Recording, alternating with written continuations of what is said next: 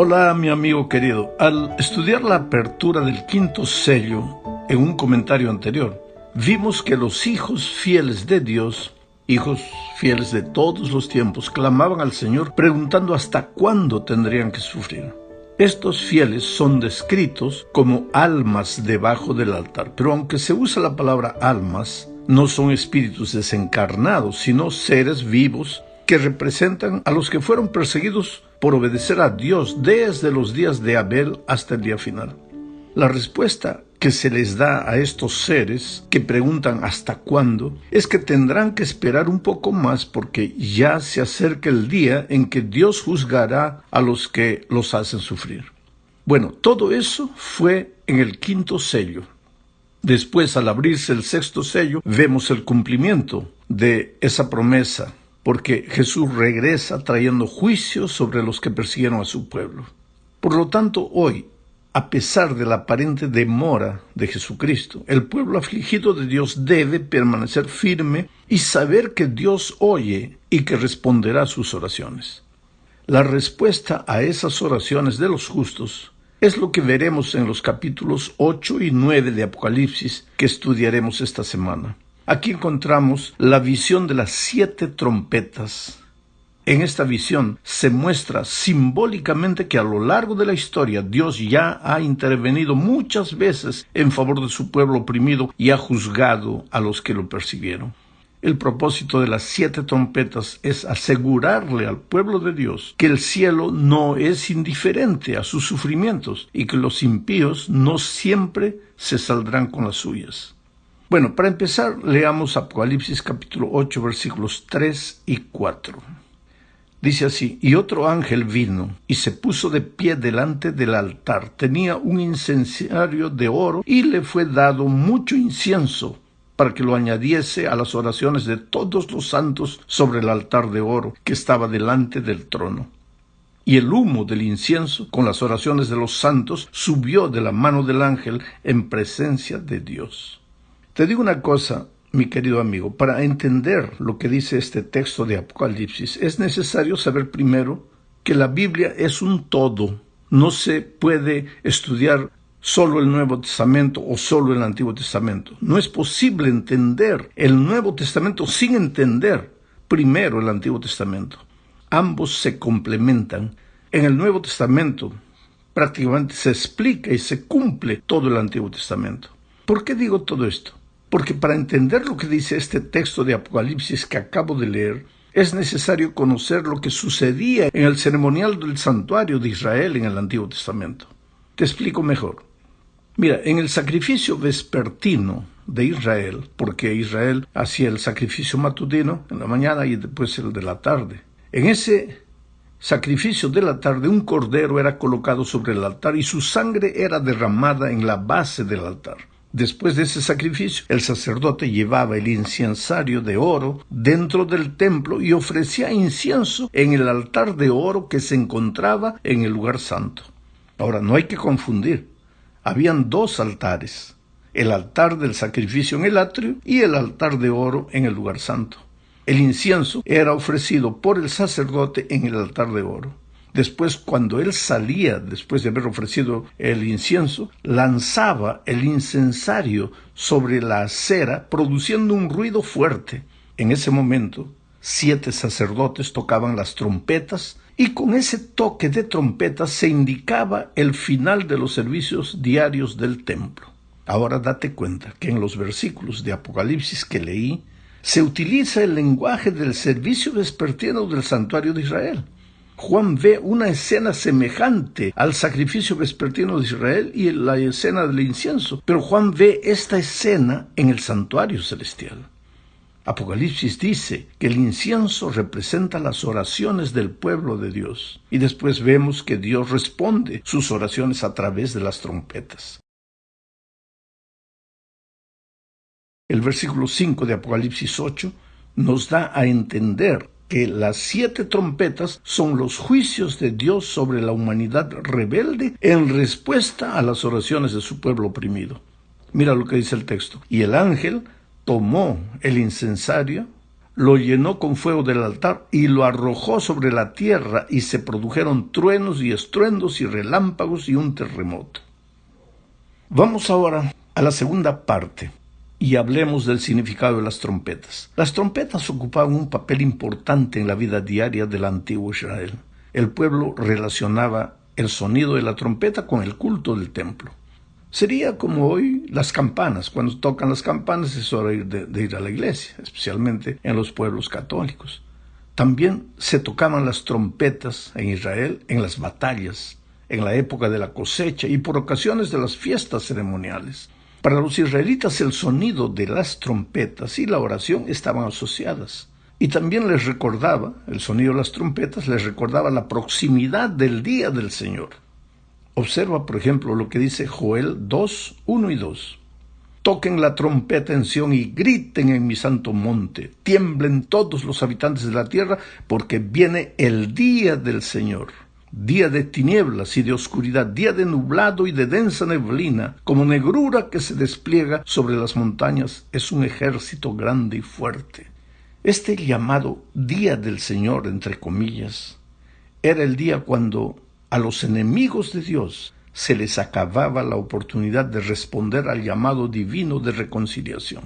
Era un día de juicio. Eso era en Israel.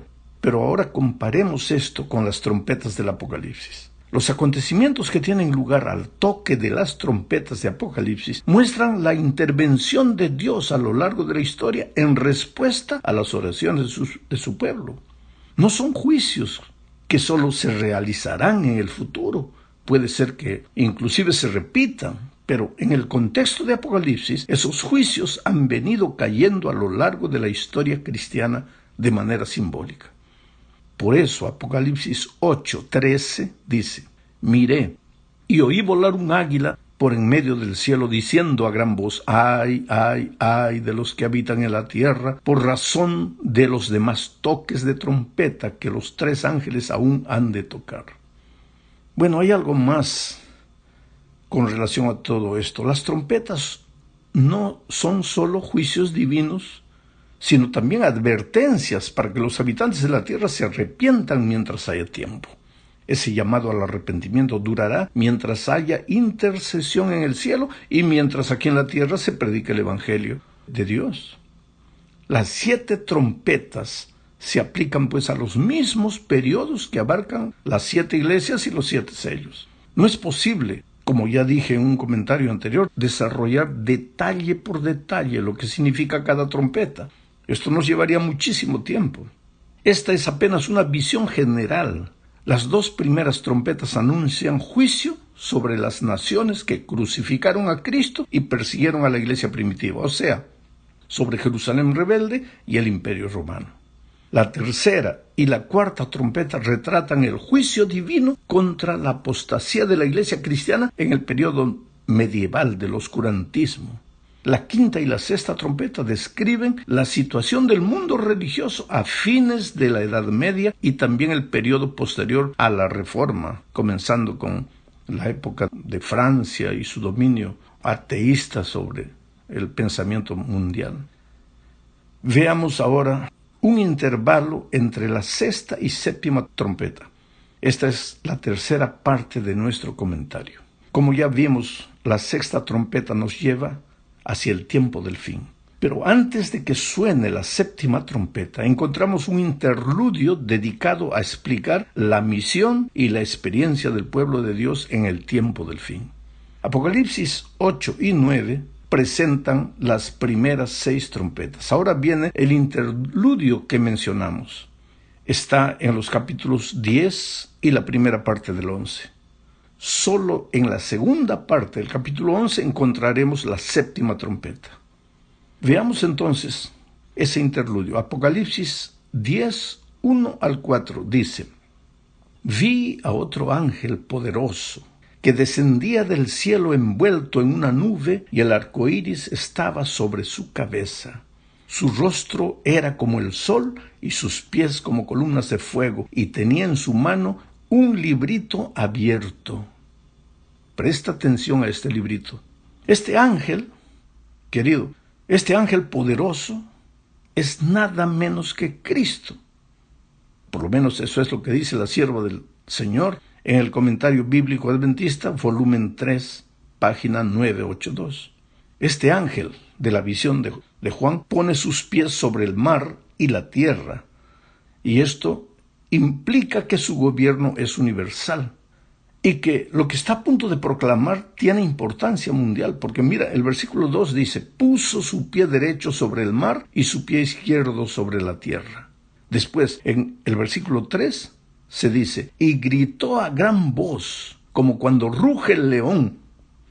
Y cuando gritó, los 7 truenos emitieron sus voces. ¿Sabes? En la visión de Juan, el ángel grita con el rugido de un león. El rugido del león simboliza la voz de Dios. Eso dice Oseas 11:10. Mira, ellos vendrán en pos de mí. Yo, el Señor, rugiré como un león, y mis hijos vendrán temblando desde el occidente. Así que aquella voz que oye Juan es la voz del Dios Cristo. A Juan no se le permite escribir lo que dicen los truenos, porque el versículo 4 dice, cuando los 7 truenos hablaron, yo estaba por escribir, pero oí una voz del cielo que decía, sella las cosas que los 7 truenos hablaron, no las escribas. Quiere decir que hay cosas del futuro que Dios no nos ha revelado a través de Juan.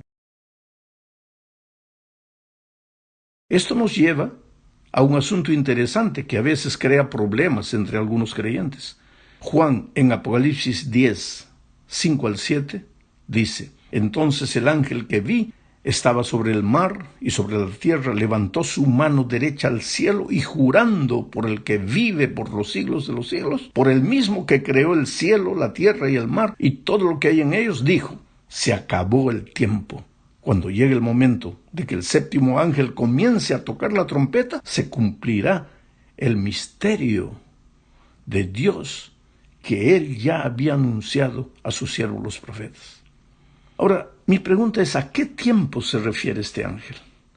Para entender este asunto necesitamos leer una visión de Daniel, registrada en Daniel 12, 6 y 7, que dice, uno de ellos le dijo al varón vestido de lino, aquí está la descripción de este mismo ángel que vio Juan, uno de ellos le dijo al varón vestido de lino que estaba sobre las aguas del río, ¿cuándo se cumplirán todos estos portentos? Y vi que el que estaba vestido de lino y de pie junto a las aguas del río, levantó hacia el cielo las 2 manos y jurando por el que vive por los siglos, dijo, pasarán un tiempo, más 2 tiempos y la mitad de un tiempo.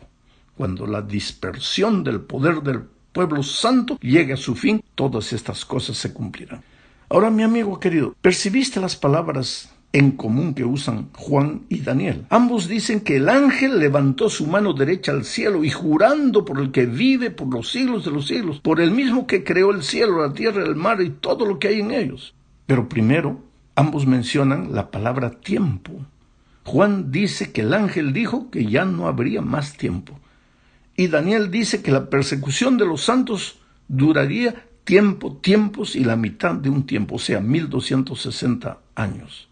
Es interesante que la declaración del ángel de Apocalipsis de que el tiempo no sería más se refiere a las profecías de tiempo de Daniel. Después de este periodo ya no habrá periodos de tiempo proféticos. La sierva de Dios declara a este respecto en el Comentario Bíblico Adventista, tomo 7, página 982, lo siguiente.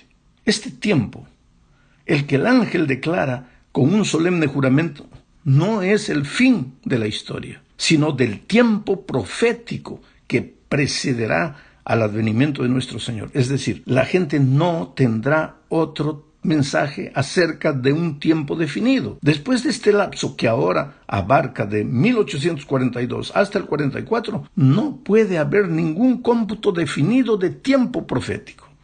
El cálculo más prolongado llega hasta el otoño de 1844. Esta es una declaración inspirada y yo creo. Por eso es que a veces me preocupa ver hermanos preocupados, no, porque hay otra profecía de tiempo, de los 36 meses, o esto y aquello, y que de los tantos días que nos va a llevar a ver cuándo va a comenzar la persecución, y es esto y aquello. Cosas humanas, deducciones humanas, porque el texto bíblico dice, ya no hay más tiempo. Y la sierva del Señor aclara que se trata de profecías de tiempo. Después de la profecía de Daniel, Ya no hay más profecía de tiempo. Vamos a la cuarta parte. Leamos Apocalipsis 10, 8 al 11. Dice: la voz que oí del cielo volvió a hablarme y me dijo: ve y toma el librito abierto que tiene en la mano el ángel que está de pie sobre el mar y la tierra. Yo me dirigí al ángel y le pedí que me diera el librito, y él me dijo: aquí lo tienes, cómetelo, te amargará el estómago, pero en tus labios será dulce como la miel. Yo tomé el librito de la mano del ángel y me lo comí. En mis labios era dulce como la miel, pero una vez que lo comí me amargó el estómago. Y se me dijo: debes profetizar otra vez acerca de muchos pueblos, naciones, lenguas y reyes. Sabes, el acto de comer en la Biblia se utiliza para describir la aceptación de un mensaje de Dios para proclamarlo a la gente. Por lo menos eso es lo que dice Jeremías 15, 16. Lo voy a leer. Fueron halladas tus palabras y yo las comí. Tus palabras fueron para mí el gozo y la alegría de mi corazón, porque yo soy llamado por tu nombre, oh Señor Dios de los ejércitos. Sabes, querido, la experiencia ha demostrado que muchas veces al recibir el mensaje todo parece maravilloso, pero al proclamarlo a veces resulta amargo, ya que muchos se resisten a él y lo rechazan. La experiencia amarga de Juan al comer el librito simboliza la apertura de las profecías de Daniel con relación al tiempo del fin. Aquí Juan representa a la iglesia remanente, que es enviada a proclamar el Evangelio eterno. El contexto indica que la visión de Juan apunta a una experiencia amarga del remanente, cuando sobre la base de las profecías de Daniel, los milleritas pensaron que Cristo regresaría en 1844. Ese mensaje les resultó a ellos dulce como la miel. Sin embargo, cuando Cristo no vino como ellos esperaban, experimentaron un amargo chasco y consultaron las Escrituras para una comprensión más clara de lo que había pasado. Pero el ángel le dijo a Juan: debes profetizar otra vez acerca de muchos pueblos, naciones, lenguas y reyes. Esta orden indica que en los últimos días habrá un pueblo que surgirá para proclamar el mensaje de la segunda venida en conexión con las profecías de Daniel y Apocalipsis. Leamos ahora Apocalipsis 11, 1 y 2. Dice: entonces me fue dada una caña semejante a una vara de medir, y se me dijo: levántate y mide el templo de Dios y el altar, y a los que en él adoran, y deja aparte el atrio de afuera del templo, y no lo midas, porque ha sido dado a los gentiles, y ellos pisotearán la ciudad santa por 42 meses. Percibe que este pasaje es la continuación de la escena de Apocalipsis 10. A Juan se le ordenó que midiera el templo, el altar y a los adoradores. El concepto de medir en la Biblia figurativamente se refiere al juicio. El mismo Jesús lo dijo en Mateo 7:2, porque con el juicio con que juzguen serán juzgados, y con la medida con que midan se les medirá. Solo que en el caso de esta medición de Apocalipsis, el templo que debía medir Juan está en el cielo, donde Jesús ministra en nuestro favor. Por lo tanto, Apocalipsis 11:1 se refiere al juicio que tiene lugar antes de la segunda venida y que para nosotros empezó en 1844. Este juicio se concentra exclusivamente en el pueblo de Dios, que son los adoradores del templo. Apocalipsis 11:1 muestra que el mensaje del santuario es el mensaje especial que el remanente debe predicar. Por eso, toda doctrina debemos predicarla en torno al Señor Jesucristo y de su intercesión en el cielo por nosotros. Llegamos al fin de este comentario, querido, que ha durado bastante más que otros comentarios, pero es que no puedo resumir más que todo esto. Y aquí hablaremos de los dos testigos. En el capítulo 11 del Apocalipsis aparece una profecía que anuncia los intentos demoníacos para destruir las Escrituras. Apocalipsis 11, 2 y 3 dice: yo mandaré a mis dos testigos, y ellos profetizarán por 1260 días vestidos de cilicio. Ellos son los dos olivos y los dos candeleros que están delante del Dios de la tierra. ¿Quiénes son estos testigos? Pues dejemos que el mismo Jesús responda. Cuando estuvo en esta tierra, le dijo a sus discípulos: escudriñad las Escrituras, porque a vosotros os parece que en ellas tenéis la vida eterna, y ellas son las que dan testimonio de mí. Aquí el Señor Jesús identifica las Sagradas Escrituras como los testigos. Pero en la profecía del Apocalipsis afirmaba que esos dos testigos eran los 2 olivos y los 2 candeleros que están en pie delante del Dios de la tierra. Y es sorprendente verificar cómo todo concuerda, porque San Pedro señala que las Escrituras son como una antorcha, un candelero que alumbra en lugar oscuro. Y Zacarías las identifica con las 2 ramas de olivo. ¿Te das cuenta que de acuerdo con la interpretación que da la misma Escritura, estos 2 testigos son un símbolo de sus 2 testamentos, a saber, el Antiguo y el Nuevo Testamento? Pero ¿en qué sentido darían su testimonio vestidos de luto o de cilicio durante 1260 días? Pues este es el periodo en que la Iglesia de Dios sería perseguida y se tendría que esconder en las cuevas de los montes para poder sobrevivir. El motivo de esa persecución era la obediencia de esos cristianos a la palabra de Dios. Durante ese mismo periodo, las Escrituras testificaron vestidas de luto, es decir, ocultas, escondidas, porque su lectura estaba prohibida con el argumento de que la gente no tenía la capacidad necesaria para entenderlas, y que ese privilegio se les había concedido solo a los dirigentes religiosos. Pero la profecía que estudiamos en este capítulo continúa diciendo que después de este periodo de persecución de 1260 años, durante el cual los testigos darían su testimonio vestidos de luto, el texto dice: la bestia que surge del abismo hará guerra contra ellos y los vencerá y los matará. ¿Quién es esta bestia? ¿Y en qué sentido mataría a las Escrituras? En el lenguaje de la profecía, una bestia simboliza un reino o un poder político. Tenemos que identificar entonces un gobierno que después del periodo profético de los 1260 años, o sea, después de 1798, cuando termina ese periodo de 1260 años, tenemos que descubrir un poder que se haya levantado en ese tiempo y que casi haya destruido las Escrituras. Para identificar a esa bestia que mata, entre comillas, a los testigos, o sea, a las Escrituras, necesitamos buscar entonces un gobierno que persiguió a las Escrituras durante o después de 1798.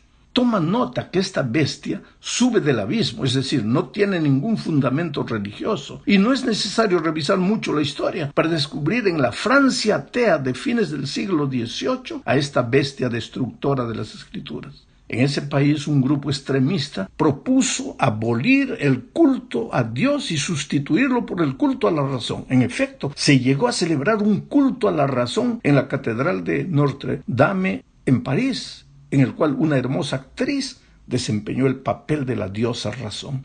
En 1793, la Asamblea Revolucionaria promulgó una ley prohibiendo la lectura de las Escrituras y se dio la orden de que se llevaran a la plaza pública todos los ejemplares de la Biblia de Dios para quemarlos como evidencia de que el gobierno no reconocía las Escrituras.